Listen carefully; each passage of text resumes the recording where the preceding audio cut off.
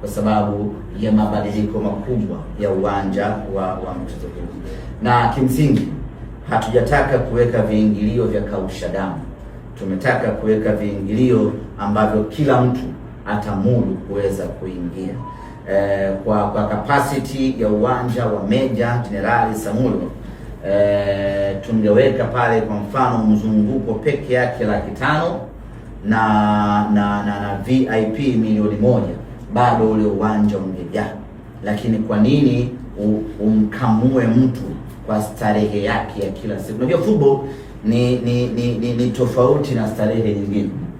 Kwa mfano Alikiba anaweza kwenda kuimba Mwanza, kiingilio ikawa 200,000 kwa sababu anaimba mara moja kwa mwaka ndani ya Mwanza au mara moja kwa mwaka ndani ya Singida. Lakini football ni starehe ya kila weekend. Kwa hiyo tukikukamua leo sawa, wiki inayokuja tutakukosa. Na sisi tunataka twende na wewe mpaka mwisho wa msimu.